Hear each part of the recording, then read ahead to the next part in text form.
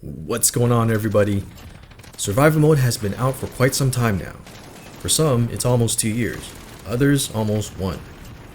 And there are still new players playing survival mode. With that said, in this episode I will share some tips and strategies for the experienced and advanced players. Here is a breakdown of what to expect from this video. Some recommended attachments and perks, additional recommended weapon classes, and for munitions, kill streaks, how to use some of them more effectively to improve your survival. So let's begin. There are 2 attachments that I would like to share that I find quite beneficial. The first is FMJ.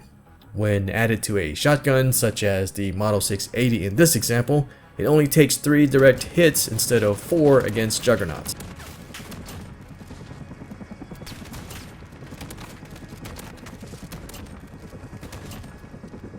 Add this perk to a powerful sniper rifle and you can take down multiple enemies with 1 bullet. Or simple work of helos if you're good with this class.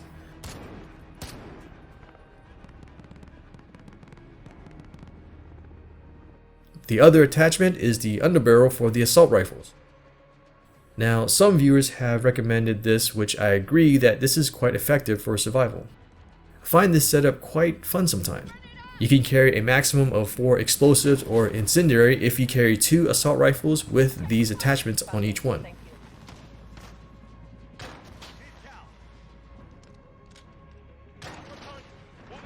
When refilled with a grenade crate, you can use 3 on one weapon and the 4th one when you switch to the other. If you mix the underbarrel attachments with explosives and incendiary, it's 2 for each.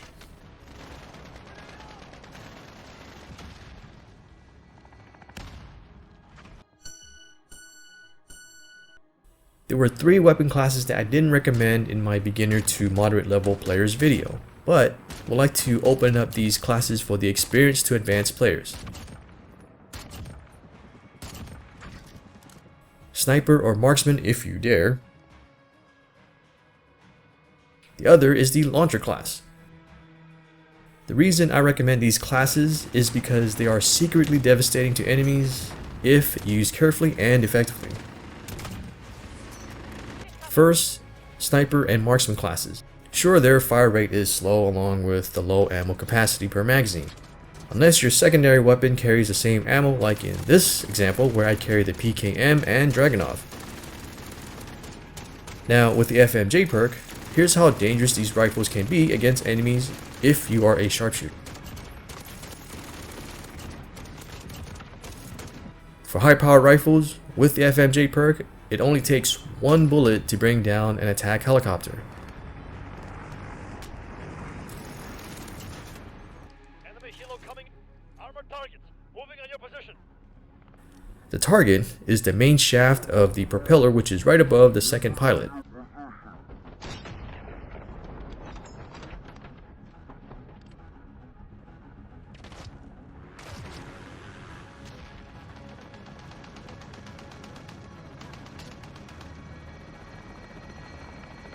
Armored enemies inbound.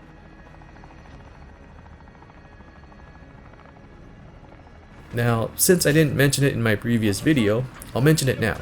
Many experienced players know that you can easily destroy cargo helicopters by aiming for the pilot. Armored enemies in. With the sniper rifle, it only takes 3 shots to destroy them.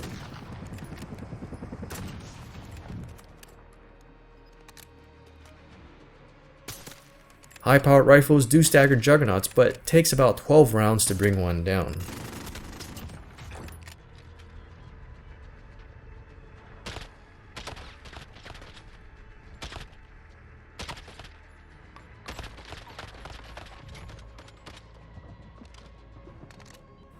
For the launcher class, there are 2 that I recommend, the RPG and Pila. The reason I recommend this class to experienced players is because I don't want beginner level players to blow themselves up. The RPG has a wide damage effect that can wipe out groups of enemies with 1 rocket. 2 direct hits against juggernauts.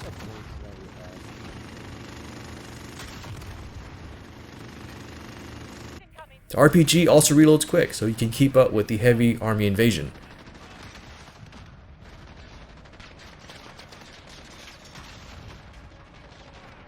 And for helos, don't even bother. The Pila, as you have probably seen in my other videos, is highly recommended for helos since you can lock onto the chopper and it takes 2 missiles to bring it down.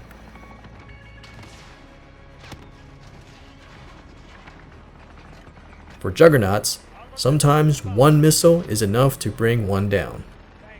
Otherwise, it's 1.5. The only issue I have with the Pila is the reload rate. Other launchers such as the Joker and Strela P, not worth it. With the Joker, you are better off pretending to be a cameraman filming the gameplay than helping the team survive. For the Strela P, with no lock-on feature, it takes a ridiculous 4 missiles to bring down a helo.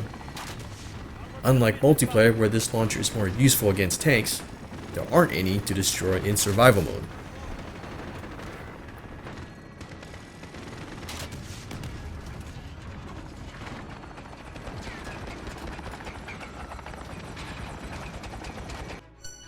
Miniguns dropped from juggernauts.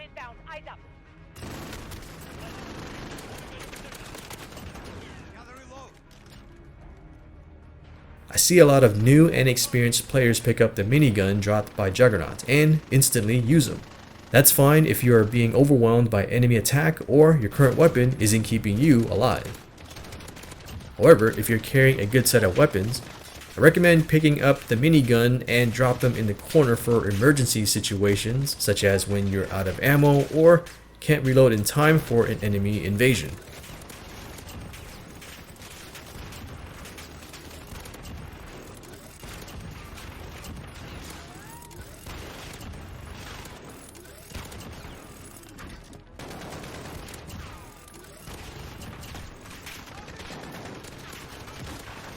Now, I drop each one in separate corners.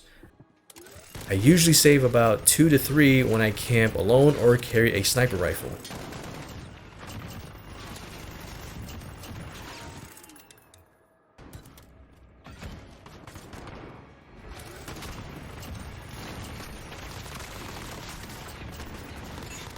The reason for this is because there is a bug where if you carry the minigun and accidentally walk over another minigun on the ground, you will instantly drop the gun. The minigun is still on the ground to pick up to use, except now you only have one. But the ammo capacity has combined to the maximum of 320 rounds. They're also great for emergency backup to take out the helo. Power of the 3 crates. I have seen people perform this glitch in Spec Ops, and as commented by Dominic A channel, where you can have infinite supply of these crates if done correctly. But for this video, I want to emphasize on how to effectively use these crates without the exploit. So if you're interested in the exploit, hit the pause button to read up on it, or it's also available in the description section.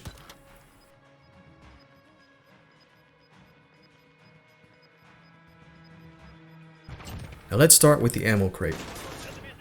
We all know it's to refill our ammo, but when used effectively, you can refill ammo instantly and have continuous firepower. Just position yourself on where you want to unload bullets on enemies that will fall into your trap.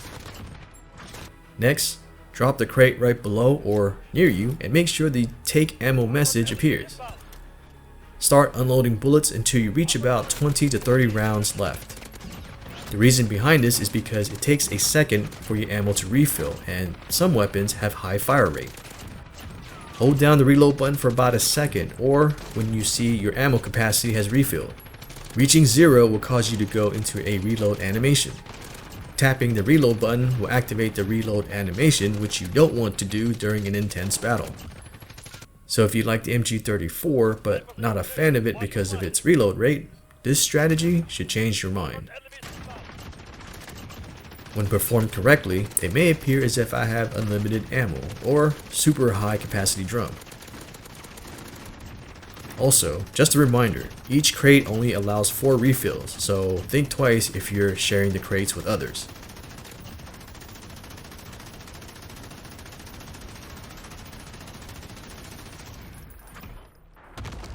For the armor crate, same thing, but bear in mind you need to give it about a second or two for your armor bar to refill.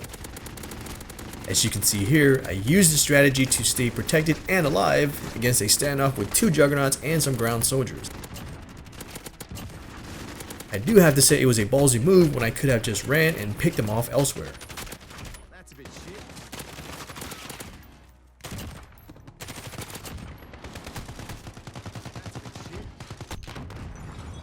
Moving on your position. Here's another example where the armor crate saved me multiple times against a juggernaut, 2 helos, and getting beaten to a pulp by other ground enemies. Helo coming in high. Armored enemies inbound.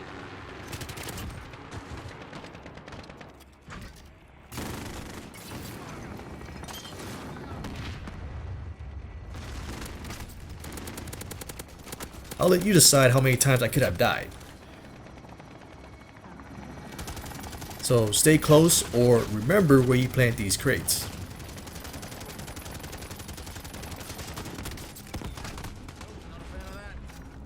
Also, you can use this strategy to protect yourself when the suicide bombers are after you.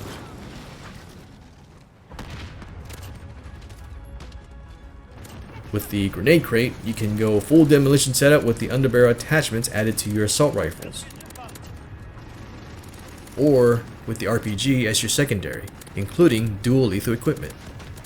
I find this setup a bit dangerous, but can be fun, deadly, and challenging if you dare to try it. Power of air support. You can call in air support either playing solo or when camping by yourself. Of course, it depends on the map and where you plan to camp. You can clear a wave quick if done correctly, especially in the later waves when there will be more soldiers and helos attack, and you'll make your money back from all the kills. There are 2 ways to pull this off when you're playing solo. One, you can use deployable covers to block the entrance to prevent enemies from intruding you while you're occupied calling in air support. The other that I prefer is the sentry gun, but be aware the enemies can rush past the sentry gun and melee attack you. To pull this off, it has to be done in about 15 seconds before a new wave starts. You need 5 seconds to set up your sentry or deployable cover, 10 seconds. then another 10 seconds for you to bring in your air support and locate where you are on the map. Just enough time for you to take out enemies without any of them getting to you. Snipers in the area. Hunt them down.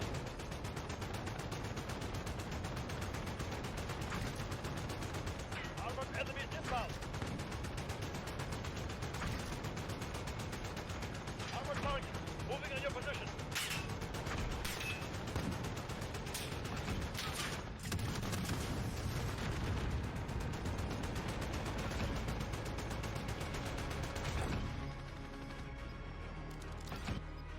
Now, depending on where you camp, you don't even need a sentry or deployable cover. But it's always better to have a sentry for a backup to protect you. Armored target. I only recommend this if you have lots of money to burn, especially when playing solo, since you can make lots of money back after clearing a wave. Well, more like in the later waves.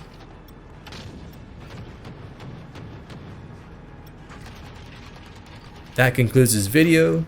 See you in the next episode.